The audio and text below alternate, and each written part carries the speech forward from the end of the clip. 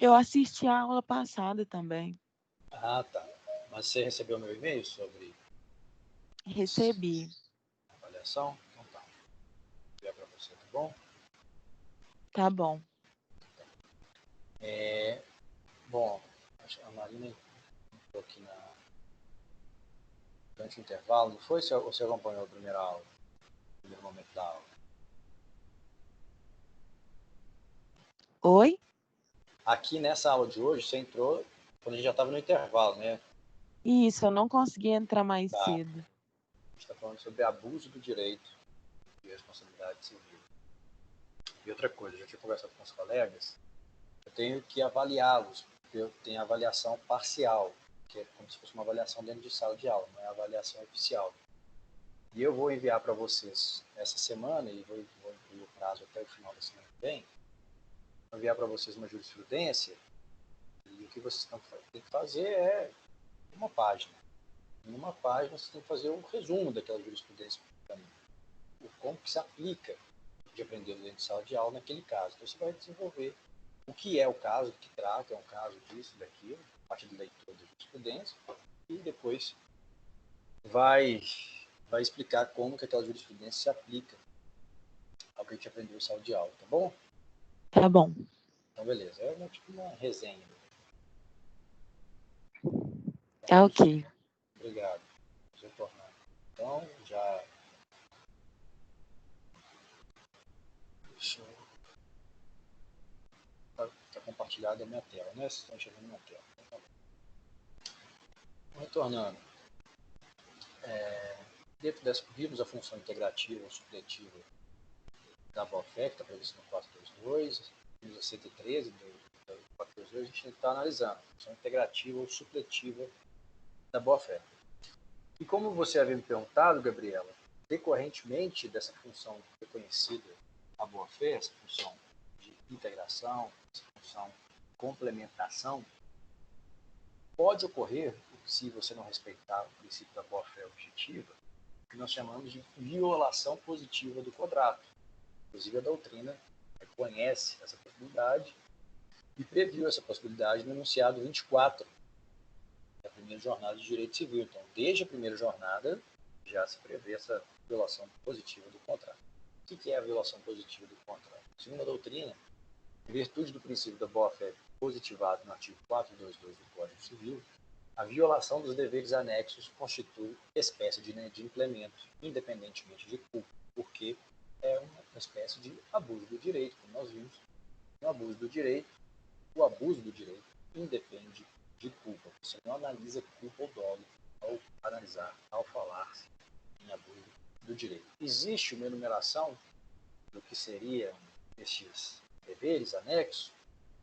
Quem desenvolveu muito bem a doutrina dos deveres anexos da violação positiva do contrato, e não diria que é um pioneiro, não sei se é um pioneiro, mas talvez o principal jurisconsulto, o principal doutrinador de todo o direito de língua portuguesa é o professor português Menezes Cordeiro. E de acordo com o professor Menezes Cordeiro, o seu conteúdo é diversificado, podendo descobrir-se deveres de informação e conselho, de cooperação, de segredo e não concorrência, de custódia, de vigilância, de lealdade, etc. Então são deveres de proteção, de lealdade, não existe um rol taxativo do que seriam esses deveres anexos. Como nós já conversamos em diversos momentos, o direito civil brasileiro, desde a publicação do Código Civil de 2002, ele é permeado por cláusulas gerais. E essas cláusulas gerais permitem ampla interpretação e ampla aplicação. Por isso que não há um rol taxativo do que seriam esses deveres. Quanto à autonomia, o abuso do direito ele é uma figura autônoma. Alguns, mais exacerbados, diriam que ele é uma figura autônoma em relação à própria disciplina da responsabilidade civil. Acho que é exagero, mas ele, sem dúvida, ele é autônomo em relação ao ilícito do 186, em relação ao ato ilícito em sentido estrito. Isso fica claro que essa opinião doutrinária, da maioria da doutrina, e a elaboração do enunciado 539, também das jornadas de direito civil. De acordo com esse enunciado, o abuso de direito é uma categoria jurídica autônoma em relação à responsabilidade civil. Por isso, o exercício abusivo de posições jurídicas desafia controle independentemente de dano. Isso aqui é muito interessante. Por quê? A maior parte da doutrina brasileira de direito civil entende, a maior parte, quase 100%, mas não é 100%, porque está longe disso aqui no enunciado disso. Para existir responsabilidade civil, tem que existir dano. Se não existir dano, não existe responsabilidade civil. Mas, de acordo com essa doutrina, esse enunciado, veja a diferença. Esse é o enunciado 539, o enunciado anterior é o 24. Veja que existe uma diferença temporal muito grande entre um e outro. E se para esse enunciado 539 há abuso do direito independentemente do dano, então estamos diante de uma nova figura e não da responsabilidade civil tradicional, porque a responsabilidade civil tradicional só acontece se houver dano. Há muita discussão sobre esse posicionamento. Não há ainda uma conclusão. É óbvio que tem doutrina favorável e doutrina contrária. Mas o que os doutrinadores de direito civil que elaboraram esse enunciado alegam é que nós podemos observar o abuso do direito no rito processual, num processo, numa lide, e mesmo que não ocorra dano à outra parte, haveria possibilidade de responsabilidade civil.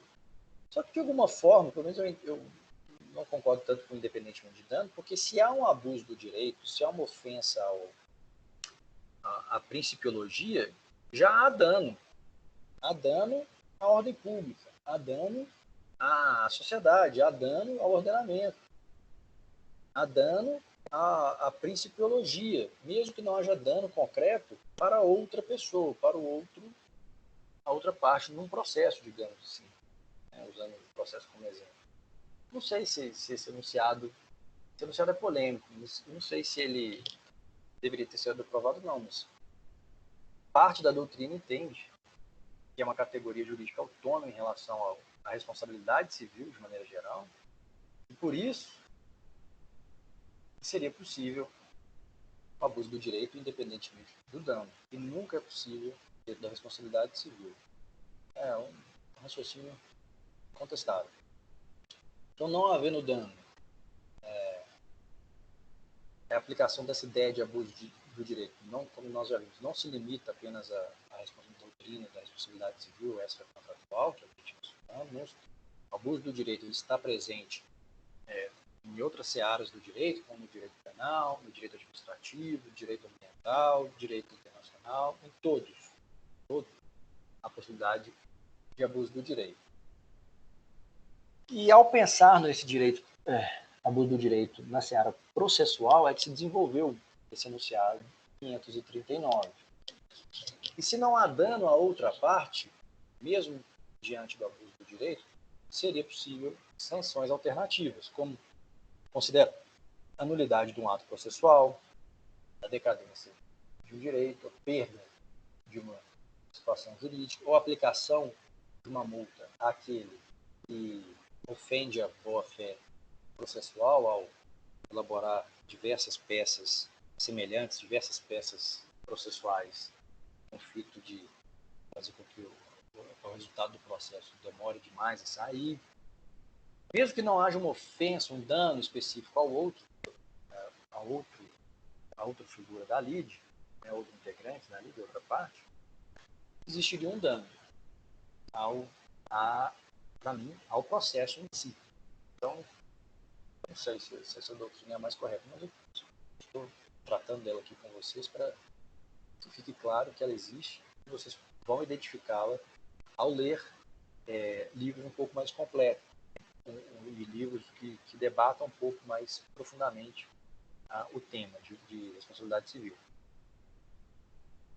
Então essa seria a saída, esse seria o fundamento desses que entendem que abuso do direito está além da responsabilidade civil, inclusive. É um ente autônomo, um estrutura autônomo, um instituto autônomo, novo do direito. Eu acho que ele está dentro de responsabilidade civil. Tem gente que acha que está fora. Quem acha é com base nessas ideias. São as mais corretas. Então, para quem entende dessa forma, se diante do abuso de um direito houvesse dano à outra parte, aí sim, responsabilidade civil.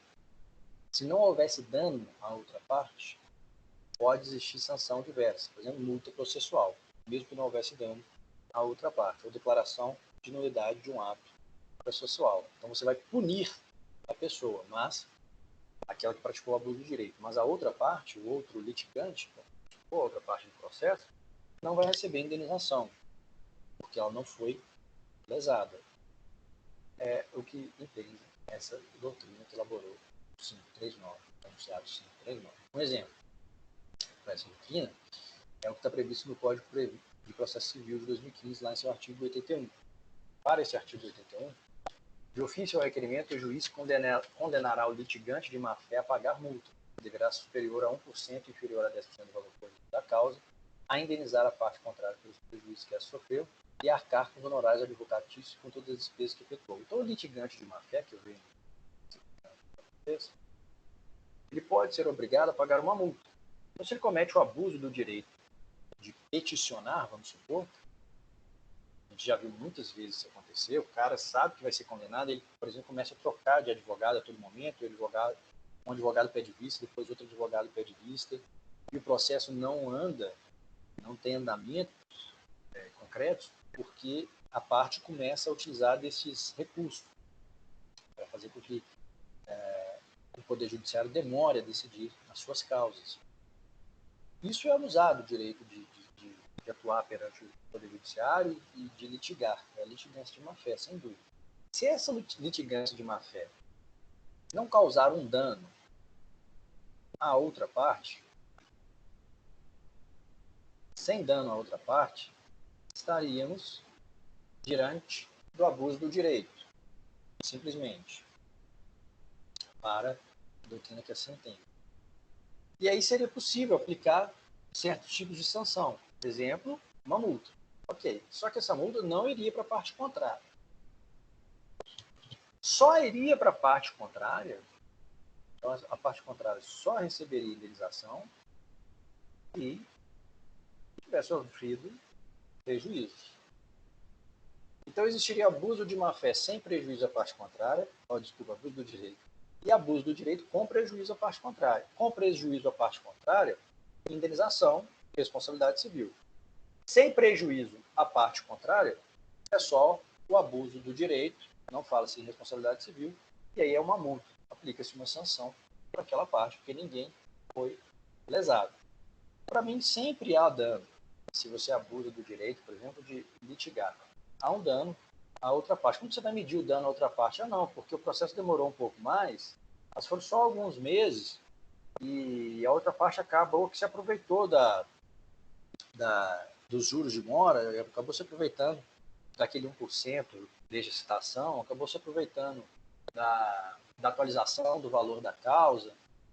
Sim, mas esses 3 meses, de alguma forma, não houve um dano à confiança que ela tem no Poder Judiciário, a confiança que ela tem na outra parte, não houve um abalo de alguma forma? Eu não consigo verificar. Para mim, essa diferenciação é muito subjetiva. Então, eu fico com o pé atrás em relação a essa teoria, mas ela existe, muito baseada nesse artigo 81. De toda forma, se há essa litigância de má-fé, há um dano à sociedade como um todo. Então, alguém sempre vai sofrer o dano, ou a sociedade como um todo, ou a parte contrária, ou os dois.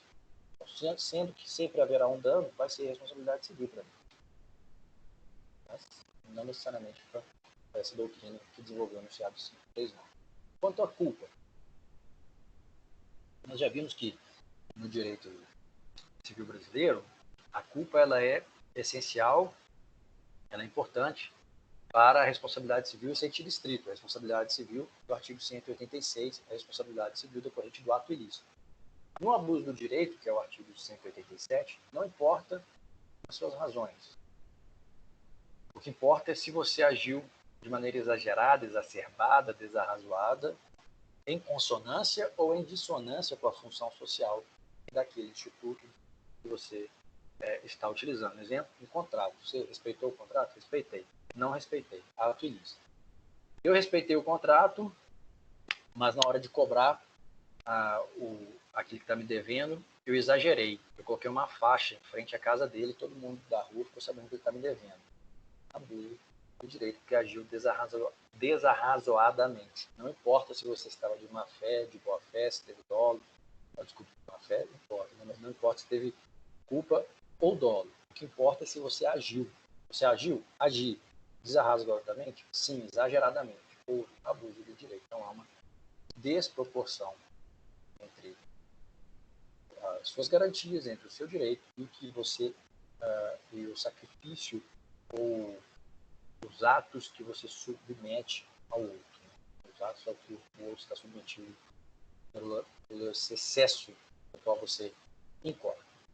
Então, para caracterizar o abuso do direito, independentemente de culpa ou dolo, o mais importante é exatamente essa parte final, a desproporção entre a vantagem que você busca e o sacrifício que vai ser suportado pela outra parte. E é o que prevê o artigo no enunciado 37 da primeira jornada de direito civil. A responsabilidade civil decorrente do abuso do direito, independe de culpa e funda-se somente no critério objetivo finalístico. Isso fica claro em outros enunciados, por exemplo, no 49, que fala sobre propriedade. De acordo com esse enunciado, interpreta-se restritivamente a regra do artigo 1228, parágrafo 2º do Código Civil, em harmonia com o princípio da função social da propriedade, como disposto no artigo 187. O que o doutrinador está falando aqui? A maior parte dos doutrinadores de direito civil estão criticando a elaboração do artigo 1228, parágrafo 2º. Eles falam que a regra desse parágrafo 2º tem que ser interpretada restritivamente.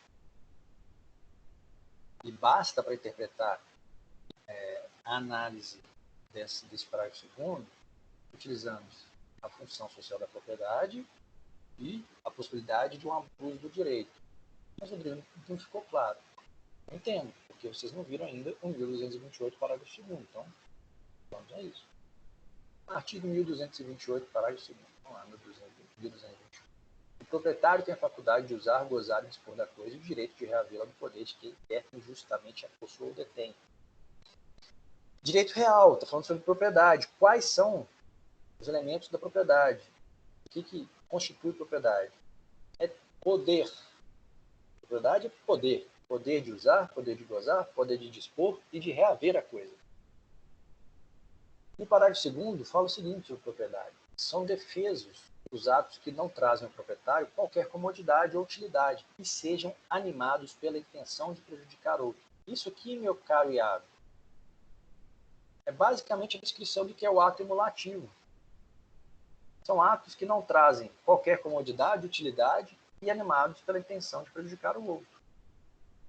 A doutrina aplica aqui o abuso do direito da seguinte forma, pensando na função interpretativa, né, da boa-fé.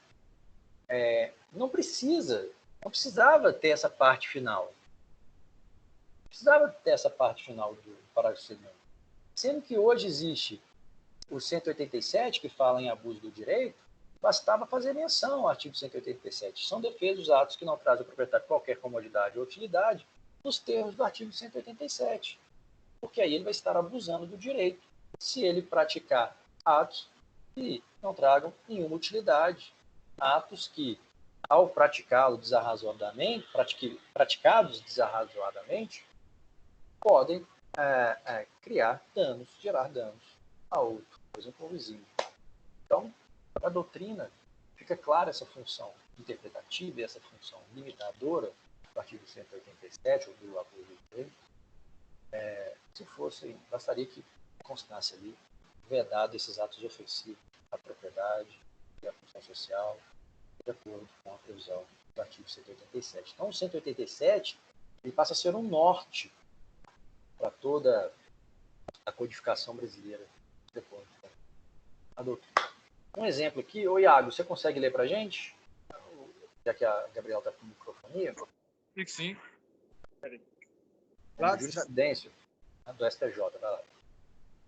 Impenhorabilidade, abuso do direito de propriedade do proprietário que ofertou o bem em garantia para ingresso no refis, inadimplência do parcelamento, exclusão, execução da garantia, penhora, inaplicabilidade. Saiu errado aí, a inaplicabilidade. Resume-se a controvérsia em definir se o bem familiar, o bem de família, ofertado como garantia para ingresso no refis, pode ser penhorado quando o contribuinte é excluído do parcelamento fiscal por inadimplência. A jurisprudência dessa corte reconhece que a proteção legal conferida ao bem de família pela Lei 8.009 de 90 não pode ser afastada por renúncia do devedor ao privilégio, pois é princípio de ordem pública, prevalente sobre a vontade manifestada. Trata-se, todavia, de situação peculiar, que não se amolda à jurisprudência pacificada. Os proprietários do bem de família, de maneira fraudulenta e com abuso do direito de propriedade e manifesta violação da boa-fé objetiva, obtiveram autorização para ingresso no refis ao ofertar em garantia bem impenhorável, conduta agravada pelo fato de serem reincidentes. Pois o bem, em momento anterior, já havia sido dado em hipoteca como garantia de empréstimo bancário. A regra de impenhorabilidade aplica-se às situações de uso irregular do direito. O abuso do direito de propriedade, a fraude e a má-fé do proprietário conduzem à ineficácia da norma protetiva, que não pode conviver, tolerar e premiar a atuação do agente em desconformidade com o ordenamento jurídico. Muito obrigado, relator. O que aconteceu aqui?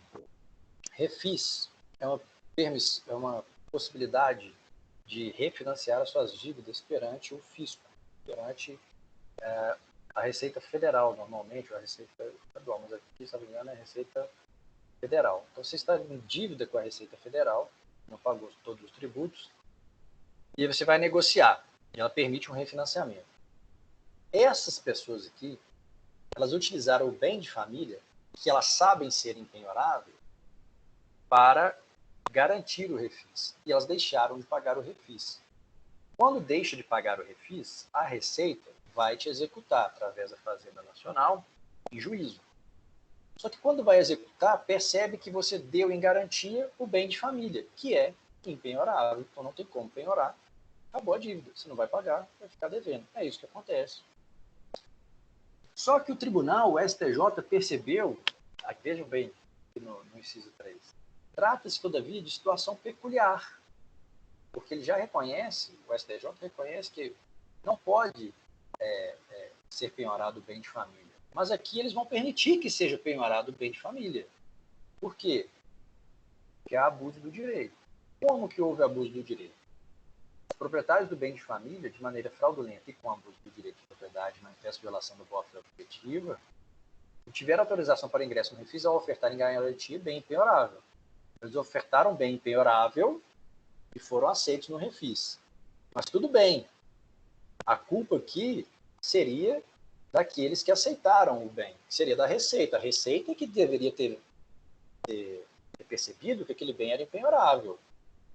E aí a culpa é da Receita, então o problema é da Receita depois, quando ela for tentar receber. Porque quem tem a obrigação de saber sobre impenhorabilidade do bem? O popular ou o cara que é o fiscal da Receita Federal e que tem que entender de direito, né? No mínimo.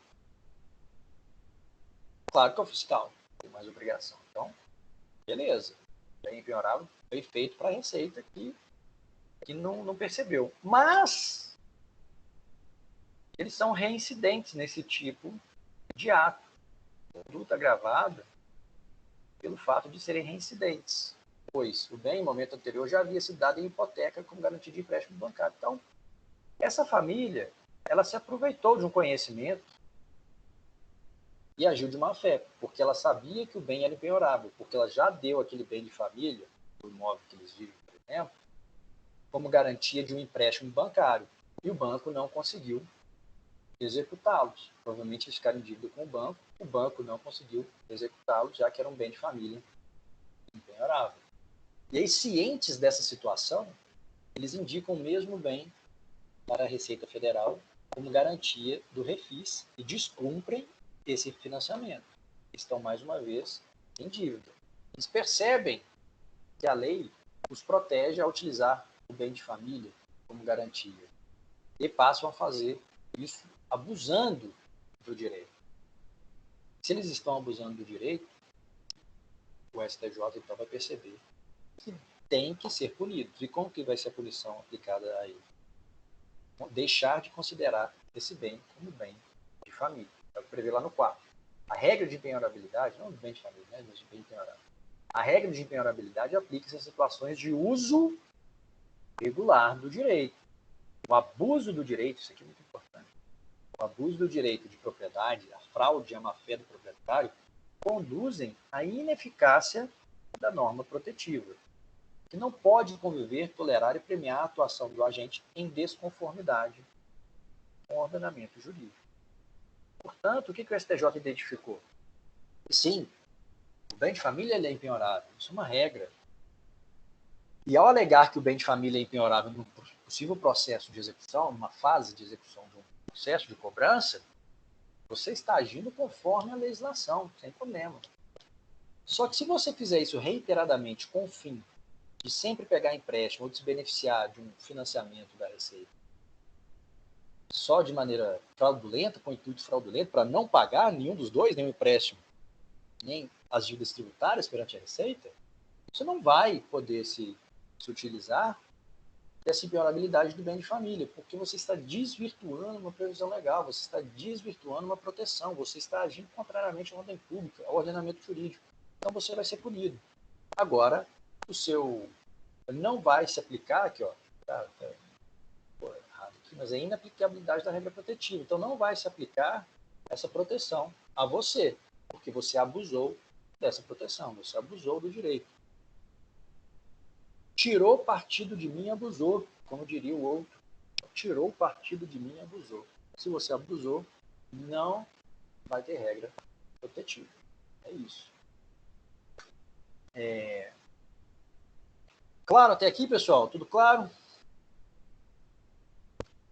Tudo certo. Então tá bom. Vamos entrar agora nessa evolução Outra do coisa, direito. igual nesse caso aí, ó, que no caso penhoraram um bem de família dessa pessoa. O que o Estado vai fazer com essa família? O que o Estado vai fazer com essa pessoa depois? Porque se penhorou um bem de família, provavelmente o cara vai ficar sem onde ficar, né? Bom, mas Filho e essas coisas assim, o Estado vai fornecer alguma biqueira, alguma coisa? não, o Estado ele pode utilizar o bem de família, provavelmente, vamos supor que esse bem de família ele seja suficiente mais do que suficiente para garantir a dívida. Então vai leiloar o bem, depois o restante ele pode entregar para a pessoa para ela continuar a sua vida. Ou então, bom, aí já não é tanto problema do Estado, né? Porque se ela sabia que ela tinha proteção sobre o imóvel, ela não deveria ter abusado desse direito como proprietário e acaba perdendo o imóvel. E aí, por própria culpa, ela perde um direito por agir de má fé. É o que acontece também na seara penal. O que acontece com a pessoa que pratica um ato ilícito? Vai presa, ela tem garantias, por exemplo, de liberdade, mas essa garantia de liberdade dela é relativizada diante do interesse social. Diante do interesse social, o direito à impenhorabilidade do bem de família aqui é relativizado também. Mas agora, mesmo que o cara tenha agido de má fé, ia gerar uma insegurança muito jurídica, não? Mesmo que o cara agiu de má fé, ia gerar uma insegurança jurídica muito grande, não? Porque, por exemplo, ele ia pegar essas pessoas, eu estou usando tipo um exemplo de sapafúrdio, né? Mas, por exemplo, o cara tem um filho e uma filha, e tem a esposa. Se o Estado lhe penhorar leiloar lá a família dele, ele vai ficar sem uma casa, aí do filho dele e a mulher, os filhos, vai ficar tudo na rua. Não necessariamente vai ficar na rua, né, meu caro Iago? Vai depender da situação concreta. Não fica na rua. O cara, todos eles têm condições ainda de tentar buscar alcançar a propriedade. O Estado, ele também não pode privilegiar alguém que a todo momento vai utilizar essa impenhorabilidade de forma absoluta. Porque senão o cara vai pegar inúmeros empréstimos, nunca vai pagar ninguém e vai viver da impenhorabilidade do seu bem. Então, sim, uma punição para ele. Ele está sendo punido.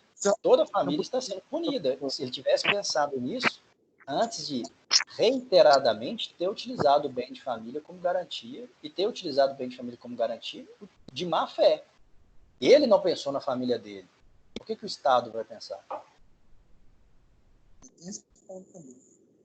Mas não seria uma punição mais razoável se retirasse vários direitos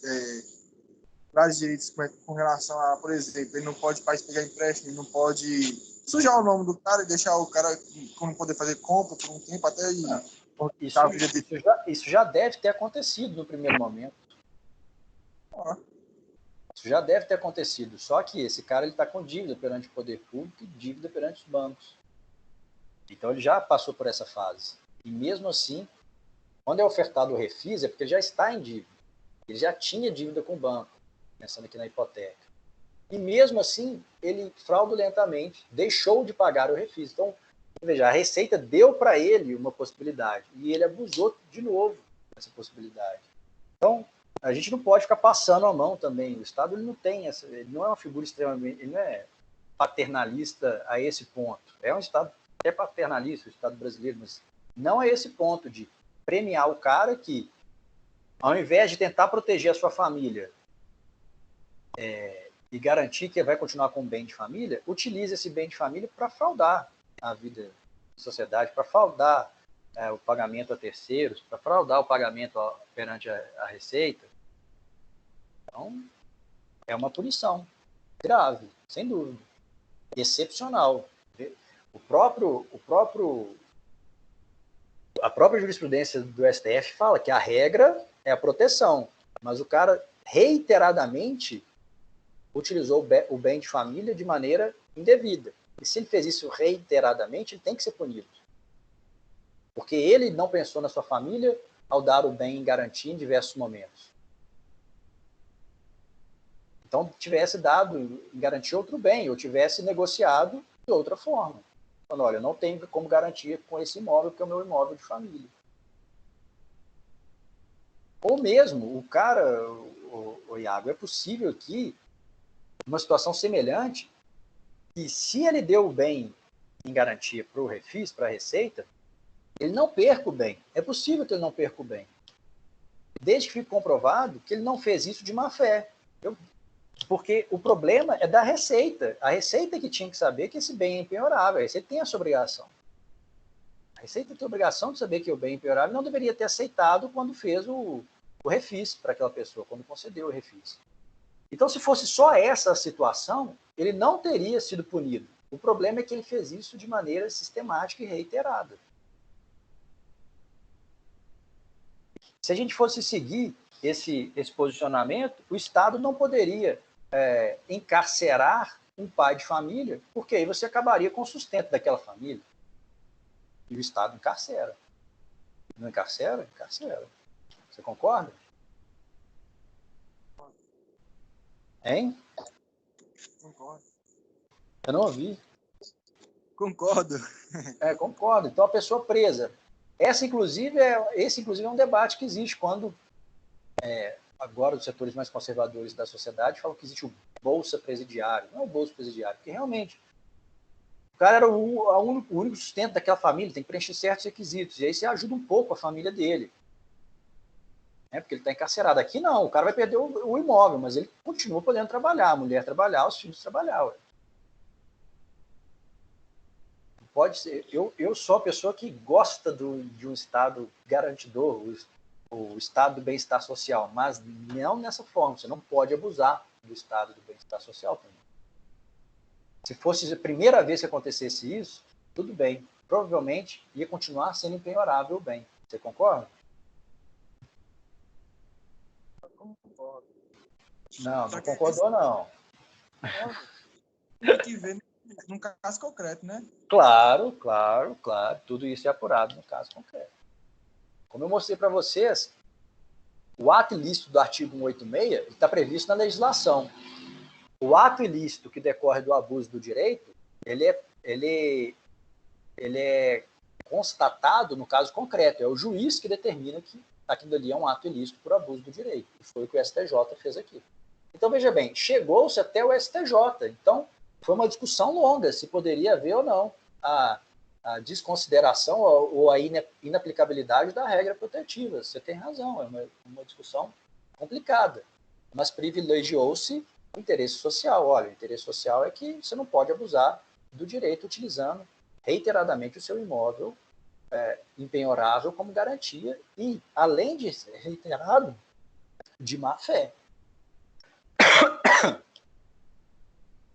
Porque aí você assume o risco de perder aquele imóvel em diversos momentos. Então agora você vai pagar o risco que você correu. É isso que o Estado está falando para ele. Beleza? Beleza, brigadão. Nada. E é interessante quando a gente pensa em outras situações, porque vê que faz todo sentido. É o caso do cara que vai preso e era a única pessoa que tinha como sustentar a sua família. Se o Estado pensar isso, ele não pune.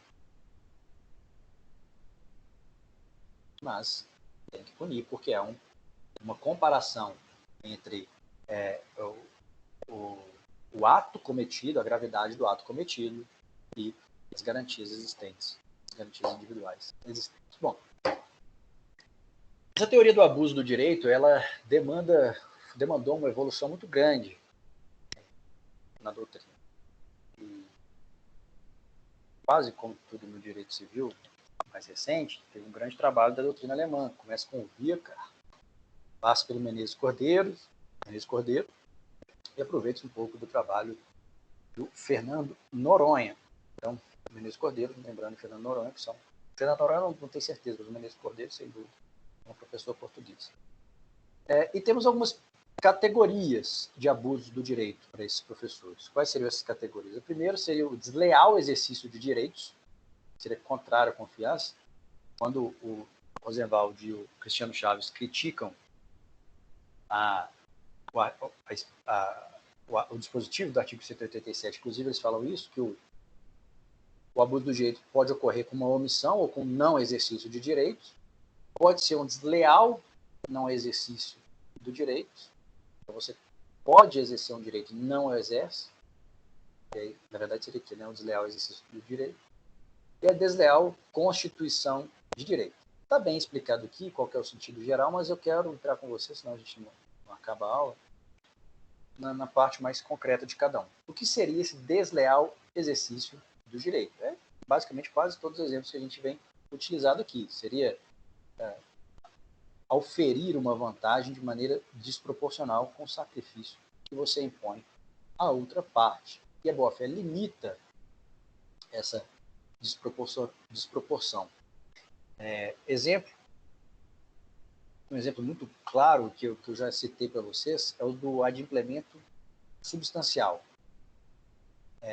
O adimplemento substancial é aquela figura muito aplicável ao contrato, hoje em dia. Alguém pode abusar do direito ao exercer o direito contratual de rescindir um contrato? Pode. Exemplo, diante dos casos em que haja adimplemento substancial, diante dos casos em que a outra parte tenha pagado 90% dos valores, vamos supor. Na aquisição de um imóvel, suponhamos que na aquisição de um imóvel no valor de R$500 mil, eu já paguei R$450 mil, faltam 50 mil. E eu fiquei devendo 2 meses, 2 prestações, vamos supor, de 2.500. Então, estou devendo 5 mil. Eu já paguei 450, estou devendo 5 dos 50 que restam. Então, no fundo, eu estou devendo 1% do contrato, já paguei 90%. Né? Estou em mora, na verdade. Estou devendo 10%, mas estou em mora em 1%. Estou em mora em 1% e já paguei 90%. Tá? Então, substancialmente, se pensar bem, eu já adimpli a maior parte desse contrato. Houve o adimplemento substancial, eu já paguei a maior parte desse contrato. Só que, exercendo deslealmente a posição contratual, a outra parte, ela não quer só me cobrar. Ela quer pedir o fim da relação contratual, a extinção da relação contratual. Ela quer ficar com os 450 mil que ela já recebeu, e como está previsto no contrato, se eu não pagasse esses valores de parcela em dia, ela ficaria além do que já recebeu com o próprio imóvel. Então, ela vai ficar com o imóvel de 500 mil, com os 450 mil que eu já paguei, e ainda vai continuar cobrando aqueles 5 mil em atraso, aplicando multa e juros. Nossa, Rodrigo, isso é um absurdo. Isso é um absurdo, mas isso acontece em todos os contratos de financiamento. No fundo, é o que acontece em todos os contratos de financiamento. Eles até mudaram o contrato de financiamento para que fosse um contrato em que o proprietário continua sendo o banco até o momento que você paga a última parcela. Porque aí ele não precisava ajuizar essas ações. O imóvel já é dele. Só vai se tornar seu quando você pagar a última parcela.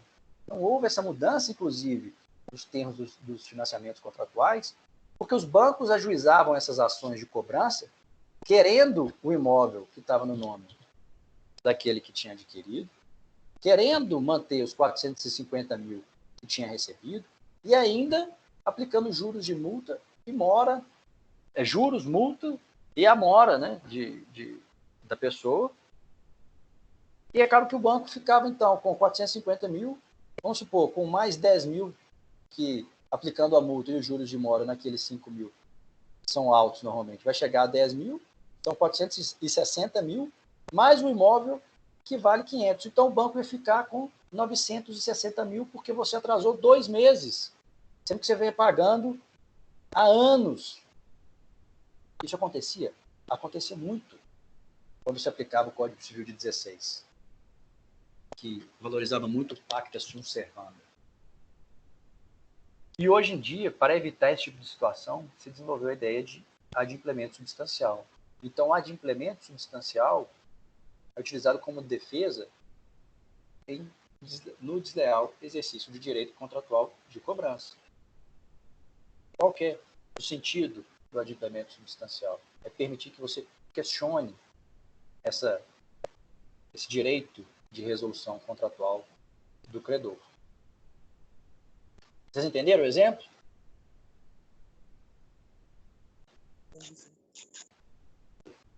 Alguém não entendeu?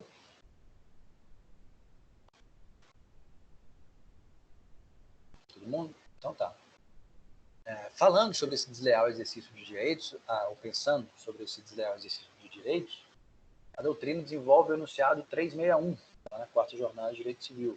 De acordo com esse enunciado, o adimplemento substancial decorre dos princípios gerais contratuais, de modo a fazer preponderar a função social do contrato e o princípio da boa-fé objetiva, balizando a aplicação do artigo 475. Artigo 475. A parte lesada pelo inadimplemento pode pedir a resolução do contrato, se não preferir exigir o cumprimento, cabendo em qualquer dos casos indenização por perdas e danos. Então, aquela parte que concedeu o financiamento, ela queria a resolução do contrato, queria o fim da relação contratual, só que aplicando as cláusulas contratuais que previam multa, que previam essas penalidades, inclusive a perda do imóvel, que provavelmente foi dado em garantia. Então era muito, muito desigual a relação entre as partes. E aí se desenvolveu essa ideia de adimplemento substancial. Um exemplo repetido na doutrina, porque ficou famoso, é o de uma empresa de transportes que financiou, acho que 20 caminhões. Cada caminhão custava quase 1 milhão. Gigantescos. E ela já tinha pagado, a empresa já tinha pagado, salvo engano, 90 e tantos % do valor dos caminhões. Mas o caminhão ainda estava em nome da financeira, do banco. E quando ele deixou de pagar 2 meses, porque teve uma crise, o banco tentou executar e já foi praticando atos diretos de execução, tentando obstar a utilização dos caminhões. E chegou-se à conclusão da aplicação desse adimplemento substancial diante do caso concreto. O cara tinha pagado 90 e tantos % dos veículos, alguns milhões de reais, e ainda perdeu os veículos porque ficou devendo 2 meses. Isso é inadmissível diante da boa-fé. E aí, a primazia da ideia do adimplemento substancial para evitar que haja um desleal exercício do direito. Então, mesmo tendo o direito previsto no contrato, exercer aquele direito é um sinal de deslealdade.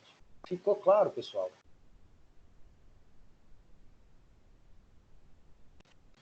Eu tô,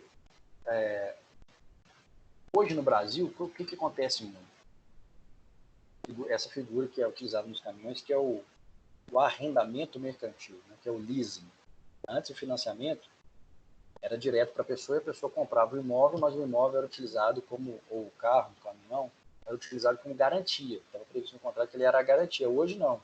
Hoje tem o arrendamento mercantil ou leasing.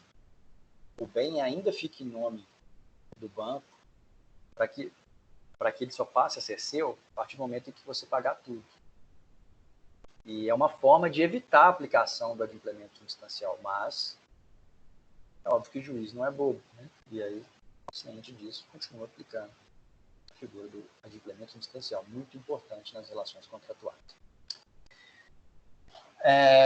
O que é venire e contra factum próprio, também aplicado aqui e também decorrente da boa-fé objetiva, e é uma forma de abuso do direito.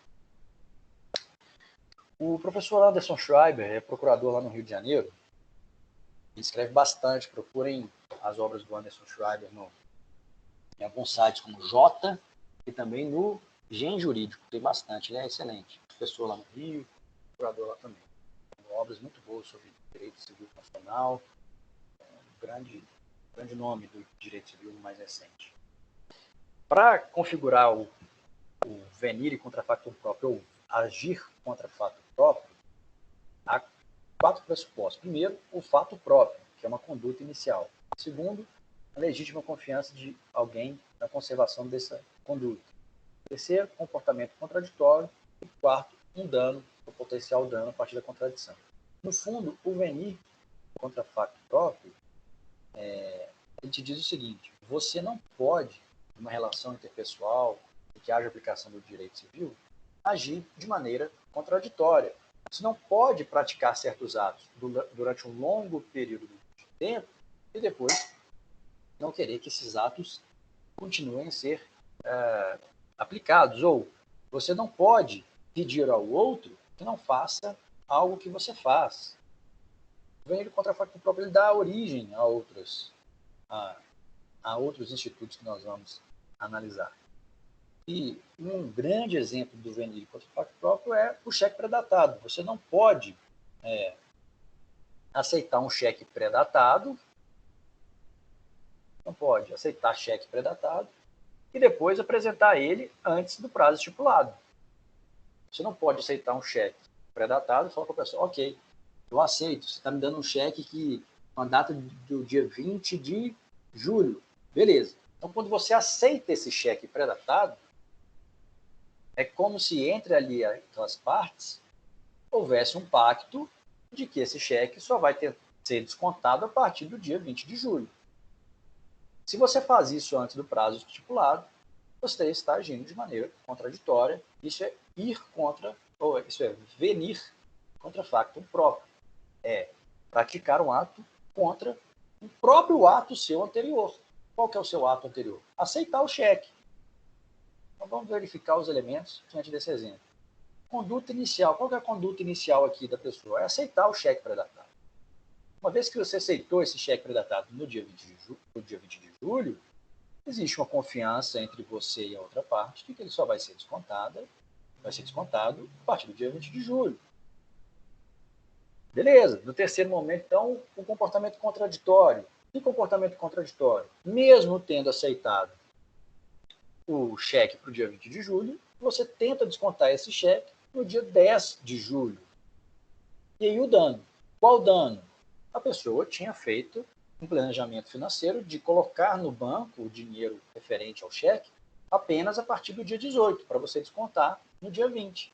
Como não tinha fundos, foi utilizado o cheque especial e aí teve um grande problema, porque incidem juros, multa, o cheque especial tem um valor de juros altíssimo, houve o dano àquela pessoa, não apenas um dano patrimonial, vamos supor, ela foi informada pelo banco que ela não tinha fundo suficiente, vamos supor que ela nem tinha um cheque especial, e aí há o bloqueio do cartão daquela pessoa.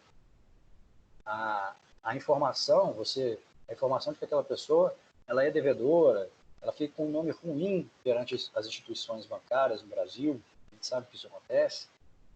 Então há um dano também moral. Nesse exemplo, portanto, passamos por todas as fases. Isso é verídico contra facto próprio. O grande exemplo é esse de tentar descontar cheque pré-datado. Pessoal, mas o cheque ele não é para pagamento à vista? Sim, ele foi criado para pagamento à vista. Mas a prática nos mostra que o que acontece normalmente é a utilização. Hoje nem há muita utilização do cheque, hoje é cartão de crédito. A prática da utilização do cheque era essa, é pré-datar. É permitir que a pessoa pague em várias parcelas utilizando o cheque, mesmo sendo um instrumento de pagamento à vista. Houve essa aceitação na prática social e também a jurisprudência reconheceu essa natureza do cheque, de ser possível a pré-datação. Assim foi desenvolvido o enunciado 549 da Sexta Jornada de Direito Civil sobre o tema venire contra factum próprio. Exemplo. A promessa de doação no âmbito da transação constitui obrigação positiva e perde o caráter de liberalidade previsto no artigo 538. Isso aqui é um exemplo. Só promete doar um bem numa negociação de transação. Vamos supor existem pessoas com dívidas mútuas entre elas, e para acabar com essas dívidas, uma se compromete, uma tem o dinheiro para pagar e a outra não, mas ela se compromete a fazer uma doação.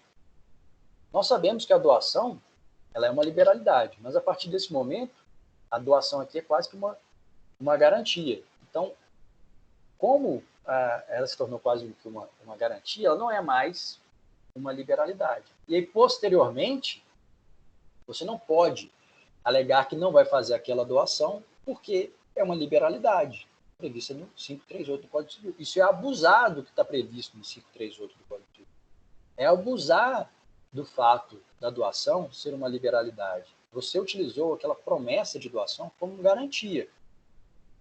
Portanto, agora você não pode deixar de doar, porque se você deixar de doar, é venire contra factum próprio. E venire contra factum próprio é uma forma de abuso do direito. Entenderam? Todo mundo? Pessoal, entenderam? Alguém não entendeu? Eu não entendi, não. Acho que não, né? Vamos ver um exemplo.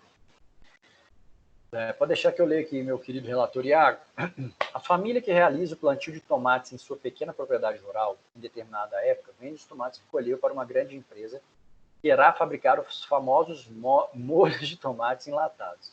Durante mais de 15 anos, vejam bem, 15 anos, essas vendas são realizadas pela família, que todos os anos recebe as sementes que são distribuídas pela fabricante dos enlatados, inclusive. Então, a família ela recebe a semente. Porém, em certa época de colheita, após ter a própria fabricante distribuído as sementes, a própria fabricante distribuiu as sementes entre os produtores para o plantio, decidiu não mais comprar os tomates, frustrando a expectativa do pequeno agricultor e causando sérios prejuízos a esse e à sua família. Nessa hipótese, a conduta contraditória é evidente. E é considerada abuso do direito. Então, por que nós estamos vendo conduta contraditória ou venire contra factum próprio? Porque é uma forma de abuso do direito. Tudo isso que a gente está vendo agora é uma forma de abuso do direito. Na modalidade venire contra factum próprio. Por que venire contra factum próprio? Porque ela mesma, a própria empresa, concedeu a semente. Se ela não tivesse concedido a semente logo de início, falado, olha, pessoal, infelizmente, nesse ano, nós não poderemos comprar de vocês a produção. Então, nós não vamos fornecer as sementes, vocês podem plantar o que vocês acharem mais adequado, podem fazer contratos com outros compradores, enfim, fiquem à vontade. Esses produtores eles poderiam alegar o venire contra factum próprio? Talvez. Sem dúvida, eles poderiam alegar o que nós veremos a seguir, que é o surrectio, mas talvez o venire contra factum próprio. Uma vez que a empresa concede a semente, sem dúvida, eles podem alegar venire contra factum próprio. Se ele recebe a semente, é porque aquela empresa está falando, ó, planta porque eu vou comprar. Se não tivesse fornecido a semente, talvez eles tivessem plantado outra coisa, talvez tivessem feito contratos com outros compradores. Agora aqui não. Se incluiu a semente, se ele mesmo, se aquela própria empresa que te entregou a semente para você plantar, para ela comprar, quando ela não compra, é venire contra factum próprio. Continuando.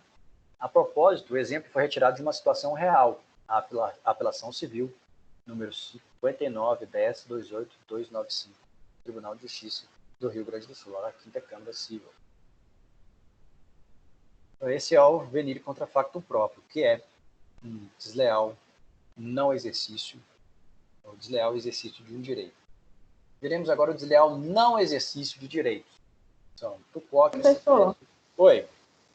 Mas se eles não tivessem recebido a semente, mas eles tivessem contratualmente recebido a proposta de compra, a garantia de compra lá no contrato, seria a mesma coisa? Não, pode sim falar que se está previsto no contrato, seria um descumprimento contratual, aí a gente já analisa o contrato. Aqui, a gente está analisando a responsabilidade civil fora do contrato. Então, o ato de conceder a semente que leva a ser venire contra factum próprio, ou comportamento contraditório. Vamos supor que não dá a semente, Gabriela, mas que nos últimos 15 anos eles compraram os tomates, mesmo sem fornecer a semente. Pode acontecer em razão de uma relação contratual, o que nós chamamos de suprécio e surrexio, que nós veremos a seguir. Ok. Vamos supor que nesse contrato esteja previsto que aquela empresa ela tem que informar em certo período do ano para os produtores se ela vai comprar ou não. Mas que nesses 15 anos de relação ele nunca informou e sempre comprou. Sempre comprou e nunca informou se vai comprar ou não. Sempre comprou. Surge um direito para eles. E é esse surrexio. A gente vai ver a seguir. E aí é bom que a gente vai fixar nesse exemplo do tomate.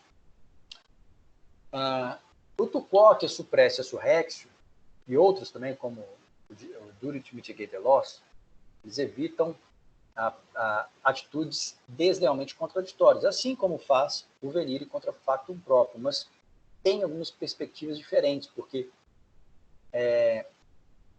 essa contradição ela é mais branda do que no venire contra factum próprio. Essa contradição é mais difícil de notar no caso concreto. A gente vai entender o porquê. Primeiro, falando sobre o duty to mitigate the loss, é o dever de mitigar a própria perda, o dever de agir para evitar a sua própria perda. Está previsto no enunciado 169 da terceira jornada do direito civil. É uma forma de abuso do direito. Enquanto com esse enunciado, o princípio da boa-fé objetiva deve levar o credor a evitar o agravamento do próprio prejuízo. Olha isso aqui, ó, evitar o agravamento do próprio prejuízo. Então, ciente de que você pode vir a receber uma indenização, dependendo do seu dano, porque o tamanho da indenização que você vai receber depende da extensão do dano. Então você está mais preocupado com o valor que você vai receber do que com o dano. E aí você não evita o agravamento do seu próprio prejuízo para poder processar e ganhar uma indenização maior. Exemplo, você foi atropelado. Uma vez atropelado, você teve escoriações, você quebrou alguns ossos e teve várias escoriações. Você sabe que, se não se tratar, pode vir a ter uma infecção e perder algum membro, vamos supor. Ciente disso, você pensa, poxa, se eu perder uma perninha aqui, ou um braço, sei lá, vou ganhar uma indenização milionária, hein? Vou ganhar uma indenização muito grande. Às vezes é melhor eu perder um membro e ganhar um valor grande do que me tratar e receber um valor menor. Então, ao invés de me tratar, ao invés de utilizar os remédios e fazer toda a limpeza necessária para evitar uma infecção, eu quero ter uma infecção. Para eu ter uma infecção, eu ganho uma indenização maior. Você pode fazer isso? Não. Isso é abuso do direito. Você tem o dever de evitar o agravamento do seu próprio prejuízo. Este dever. Para evitar essa situação de exploração do dever de indenização, inclusive, é que é desenvolvido o enunciado 169, baseado na doutrina americana, na anglo-saxã, do duty to mitigate the loss. Isso que é uma expressão em inglês que significa o dever de mitigar a própria perda, ou o dever de mitigar a perda. Então, a ausência de zelo com seu próprio patrimônio leva a um agravamento deliberado da sua situação. Pode ser patrimônio financeiro, pode ser patrimônio corporal, por exemplo. Então, tem este exemplo na doutrina do corpo, né? Você não utilizar o remédio, o medicamento da maneira mais adequada para receber uma indenização maior, ou deixar de exercer defesa do seu patrimônio. Exemplo, você deixa de cobrar alguém que está te devendo para receber mais multa, mais juros. Isso também é contrário ao duty to mitigate the loss, é contrário a esse dever de evitar a própria perda. Então, na verdade, você quer que o cara fique te devendo mais, porque quanto mais ele te deve, mais multa, mais juros, melhor para você cobrar. Isso é permitido? Não é permitido de maneira deliberada. Essa proibição está na lei? Não. O que proíbe isso? O artigo 187, o abuso do direito. Pois não? Quem quer falar? Eu. Tipo, seria a mesma coisa de cortar o dedo mínimo para aposentar? Não, aí já não é a mesma coisa, não. Porque aqui tem uma perda. Alguém realmente tem que te pagar. Alguém realmente tem que te indenizar. Só que você não age, só que você quer que esse dano seja cada vez maior. Então já existe um dano, sem dúvida. Ok? Já existe um dano, sem dúvida. Só que você vai agravá-lo. Você se aproveita e agrava esse dano deliberadamente agindo de má fé. Porque você está abusando de um direito. Você tem o direito àquela indenização. Neste exemplo que você utiliza, é um ilícito. Para mim, é um ilícito. Porque você não pode dispor do seu próprio corpo dessa forma. E você, inicialmente, não tinha direito nenhum perante a administração pública. Tá bom? Tá ótimo, professor. Obrigada. Suprécio. Mas é um ato ilícito, Gabriel. Para mim é um ato ilícito. Eu já sei de que você está falando. Suprécio. A suprécio, para mim, é o exemplo dos tomates, que a gente falou no comportamento contraditório, se não houvesse as sementes, se não houvesse aquela peculiaridade das sementes. O que é a suprécio? A suprécio, eu vou ler aqui só para ficar mais claro no conceito, ocorre quando um direito não exercido durante determinado lapso de tempo não poderá mais sê-lo, ou contrariar a boa-fé. O sentido de suprécio, se a gente pensar na palavra, é supressão. Então, é a supressão tácita de um direito ou de uma posição jurídica. Exemplo. Imagine que num contrato, naquele contrato envolvendo a empresa dos produtores de tomate, aquele contrato de um prazo longo, de compra e venda, exista a previsão no contrato de que, faltando 3 meses para a colheita, a empresa vai exercer ou não o seu direito de compra. Ela vai informar aos produtores se ela compra ou não. Então, ela tem esse direito de comprar ou não. Beleza, está previsto no contrato. Ela tem que informar, faltando 3 meses para colher. Durante 15 anos, que 15 anos é o que está previsto na jurisprudência, a empresa não exerceu. Durante 15 anos, a empresa não exerceu esse direito de informar se vai comprar ou não. Durante 15 anos, ela não exerceu o que está previsto no contrato. Ok, 15 anos sem exercer. Houve, portanto, uma supressão por renúncia tácita desse direito. de não comprar. Porque durante 15 anos ela nunca informou se compraria ou não. Então é como se aquela cláusula contratual já não existisse, se a possibilidade não existisse entre os pactuantes, entre as partes de um contrato. Porque durante um longo período de tempo não foi exercido esse direito, não foi exercida aquela faculdade. Então agora, depois de 15 anos, a empresa exerceu. Ela enviou um comunicado, faltando 3 meses, para os produtores, falando, ó, não vou comprar dessa vez não, valeu, eu não vou comprar não. Vou comprar de outros produtores ali, em outro estado, que está mais barato. Os produtores vão ao Poder Judiciário e alegam, ó, está abusando do direito contratual. O que aconteceu aqui foi suprécio. Durante 15 anos ele comprou e nunca informou a gente se compraria ou não. Então a gente não aguarda ele informar, a gente produz para ele. Poxa vida. Ele tem que comprar. O cara vai ligar, não, eu não tenho que comprar. Eu estou exercendo o meu direito garantido por contrato. Está aqui, ó. Estou exercendo o meu direito previsto no contrato de não comprar. O que o magistrado vai decidir? Fala, cara, empresa X, produtora de molho de tomate. Durante 15 anos, sua hipócrita, você não exerceu essa cláusula contratual que determinava que você vai avisar se vai comprar ou não. E ficou comprando, você ficou comprando. Então agora, depois de 15 anos, você não pode vir aqui e alegar que está respeitando o contrato se você não respeitou, se você não aplicou essa cláusula contratual nos últimos 15 anos. Você renunciou tacitamente a esse direito. Houve a supressão desse direito. E agora, quando você não compra e alega respeito contratual, nada.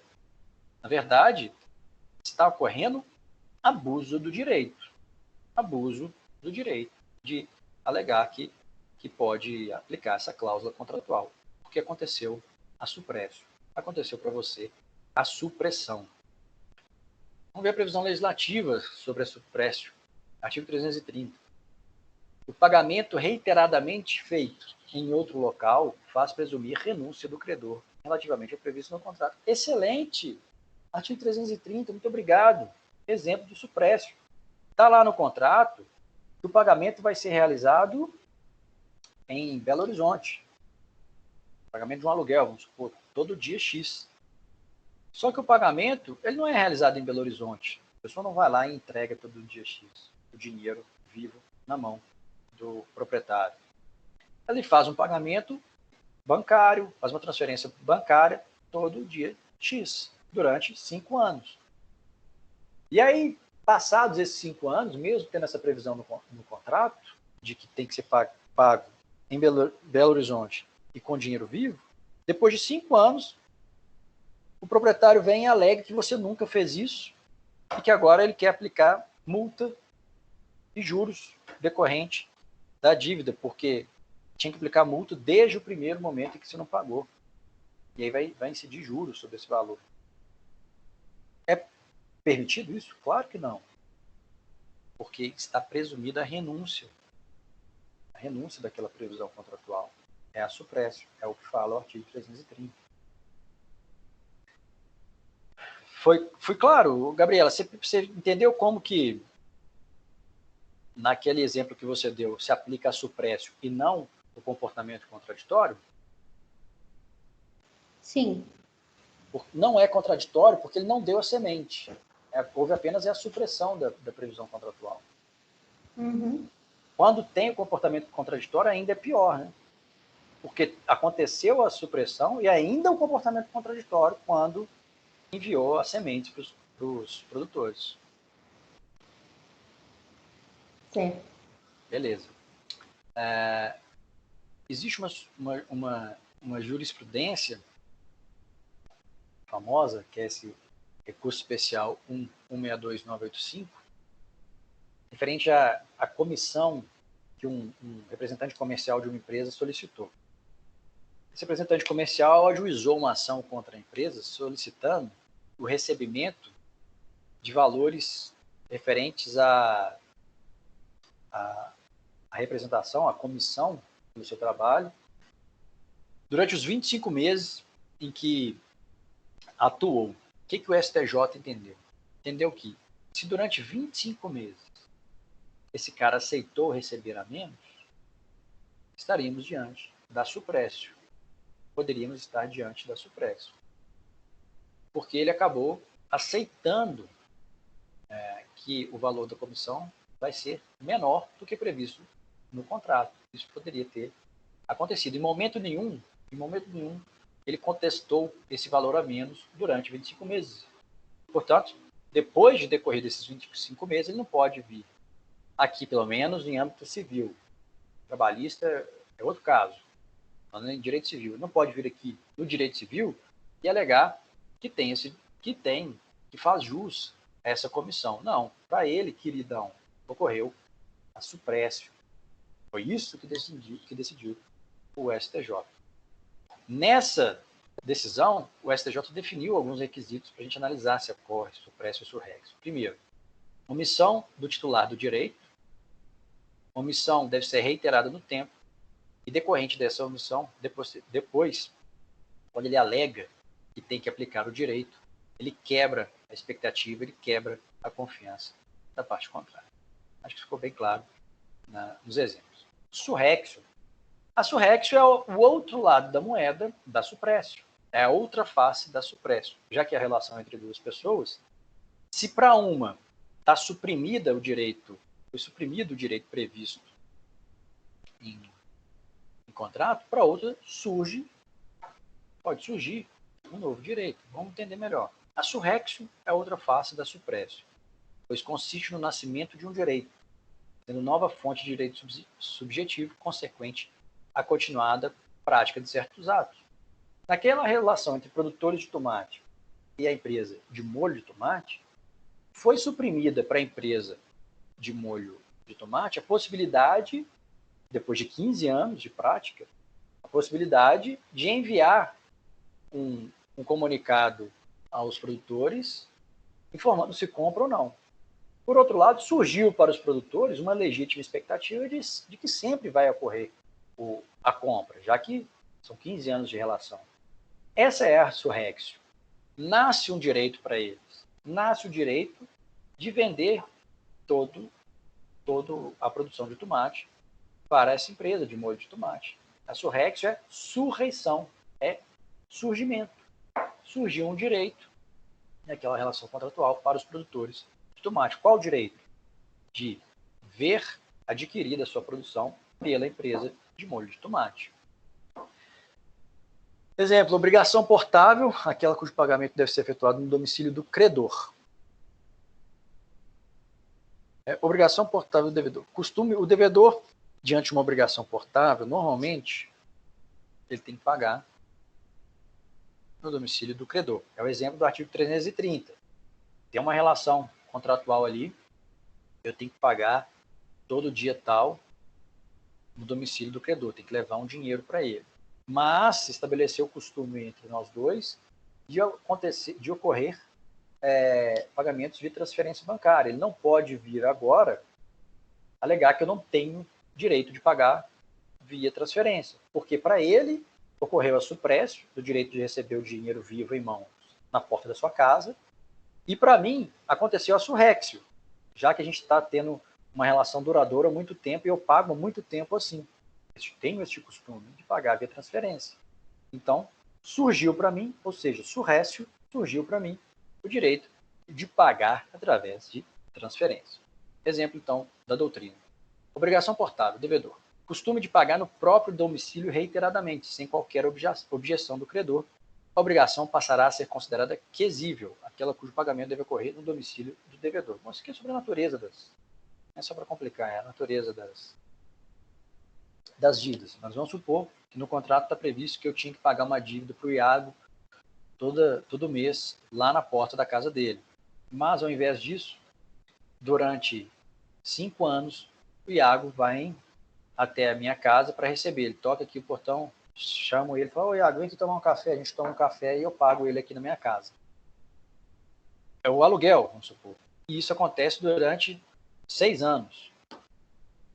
Após 6 anos e 1 mês, o Iago quer que eu volte a pagar lá na casa dele, ao invés de continuar pagando aqui na minha casa. O Iago vai alegar que isso está previsto no contrato. O que eu vou falar para ele? Ô, Iago, aconteceu supresso para você e é surrexo para mim, amigão. Você não lembra lá do Chaves, não? O seu barriga aí não receber? Pode acontecer, ué.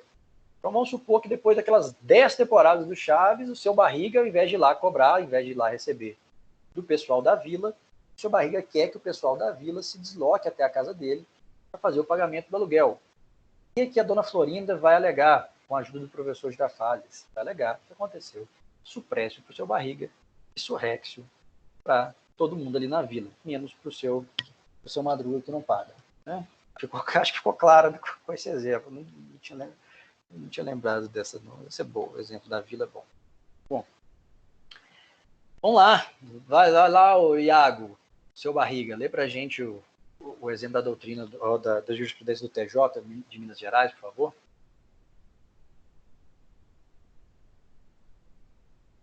Não consegui ler, não. Oi? Eu tô com um problema na internet aqui que eu tô usando os dados móveis, aí se eu olhar os seus Tá. dados não aparecem pra mim, não. Ô, Gabriela, você pode ler pra gente? Apresentando a dona Florinda, então. Situação jurídica continuada. Ao arrependimento do contrato. Não, ao arrepio do contrato. Ah, tá, desculpa. É, porque aí fica diferente. Ao arrepio do contrato, aluguel, cláusula de preço. Fenômeno da surrécio. Surrécio. Surrécio? Tem gente que fala surrécio, tem gente que fala surrécio. Surrécio. Pode falar surrécio. É. A garantir seja mantido a ajuste tacitamente convencionado. E agora você pode ler. Oi? Não, porque estava com várias orações meio. Essa é a parte da ementa, né? Agora você pode ler mesmo continuadamente. Não preocupa não, mete bronca.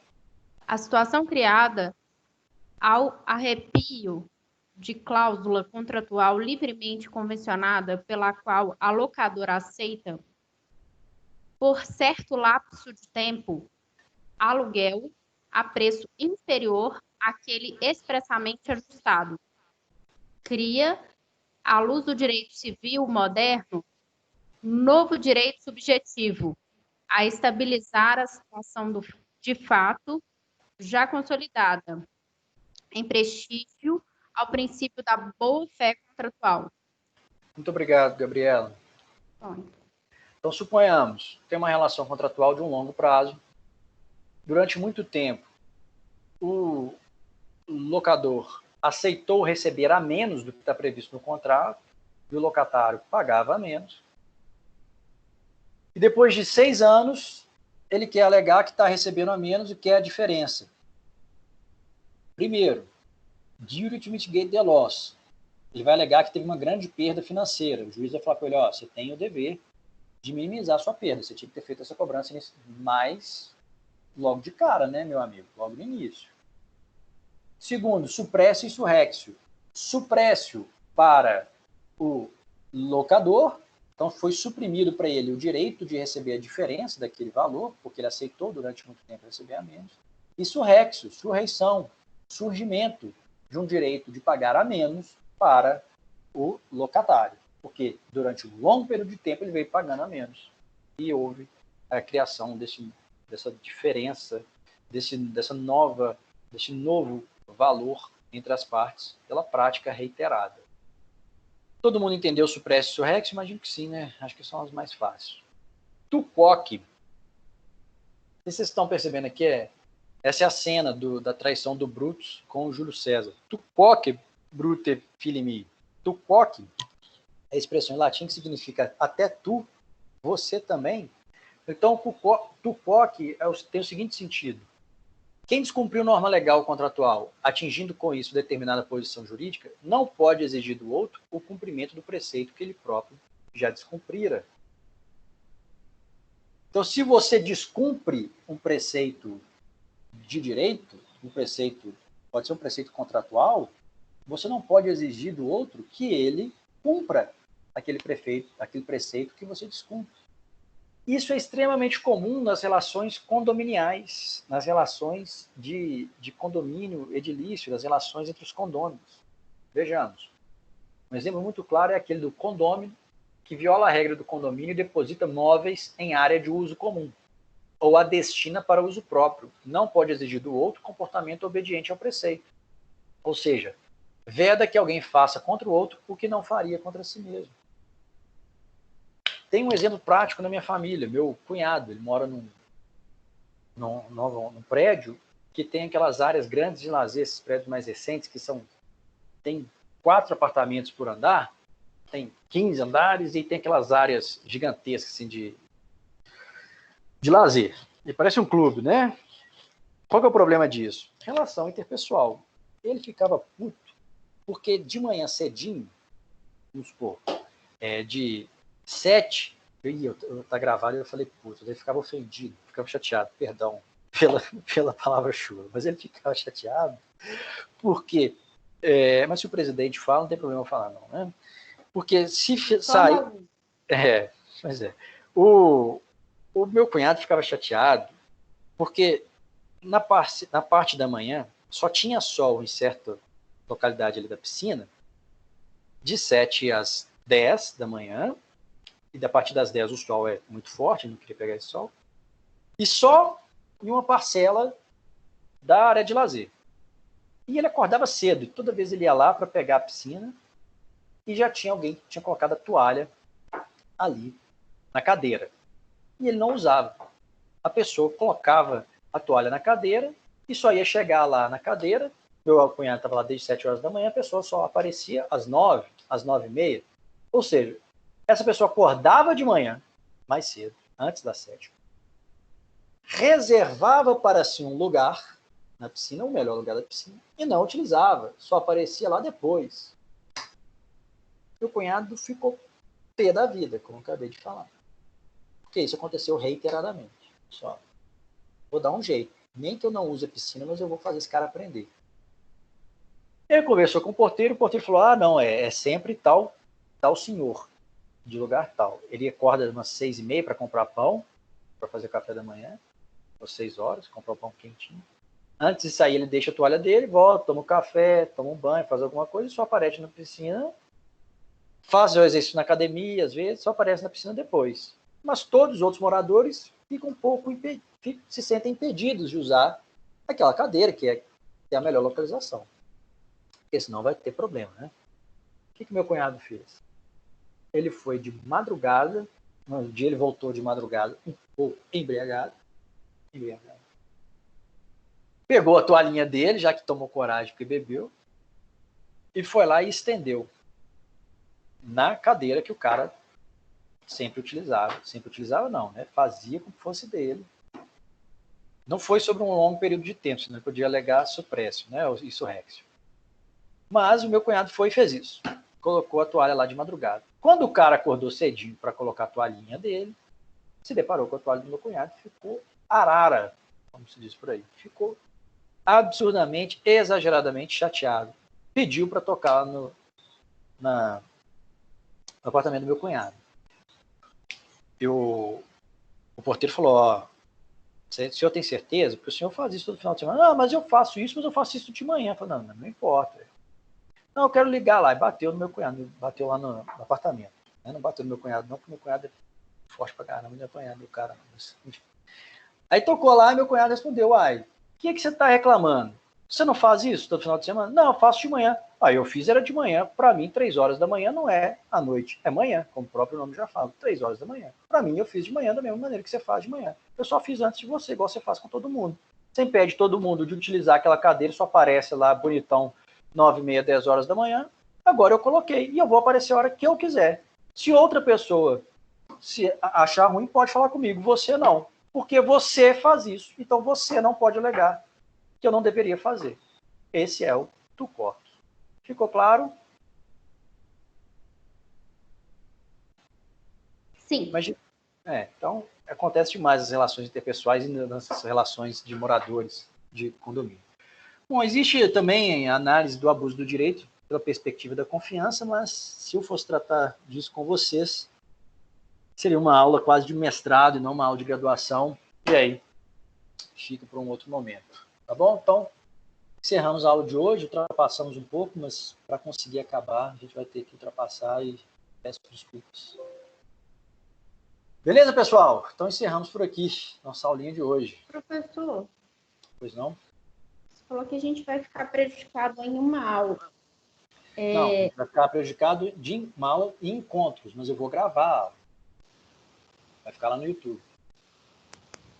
No meu canal. Mas, assim, sendo muito sincera, já tá bem difícil essa situação aqui, onde a gente para um pouquinho, dá uma conflitada e tal. Será que a gente não podia verificar se, para a maioria que assiste a aula, um horário para a gente fazer essa aula? Pode. Faça o seguinte, então, por gentileza, Gabriel. Você e o Iago, que são os líderes de turno, né? São só vocês dois, né? Sim. Converse com o restante do pessoal, porque para mim seria ótimo, inclusive. Porque eu dou tá aula. todo mundo em casa, então, assim, pelo menos pode a grande gravar a aula maioria, um né? dia à A noite. gente pode fazer Isso, no a gente horário pode que a gravar. galera tiver Para disponível. mim, o melhor, por exemplo, vamos supor, seria gravar essa aula com vocês, ter essa aula com vocês, na quinta-feira à noite, já que vocês devem ter aula todos os dias pela manhã. Então teria que ser à noite, né, ou à tarde. Poderia ser qualquer dia à noite, a partir de quarta-feira, à noite ou de tarde, porque dou aula segunda, terça e quarta de manhã e terça à noite. Então, para mim é ruim, porque acaba que minha voz na quarta-feira está péssima. O ideal seria uma quinta-noite ou sexta de tarde. Converse aí entre vocês, a gente pode fazer isso essa semana ou semana que vem. Ok. Tá? Se vocês concordarem, para Se mim é for- muito se melhor. fosse- Para mim é ótimo. Se fosse possível, eu também enxergo que seria Para mim melhor. é excelente, porque aí a gente conversa durante a aula. Tá bom? Então, Perfeito. beleza, Gabriela. Obrigado pela disponibilidade. Eu pensei nisso, mas também não falando, porque imaginei que a maioria... Eu acabaria prejudicando vocês, fazendo com que vocês tivessem que assistir mais uma aula. Porque assim, uma fatia está assistindo a aula. Né? Mas é menor, Eu é a menor acredito parte. que esse pessoal tenha preferência. Tá. Então, olha aí com o pessoal, você e o Iago, por favor. E aí a gente... Combinado. Muito obrigada, Então tá, professor. obrigado, gente. Até semana que vem. Ou até o final de semana, né? Vocês confirmem aí se vão querer aula quinta ou sexta. Bom? Então, um abraço. Ok, abraço. Falou, até mais. Até mais.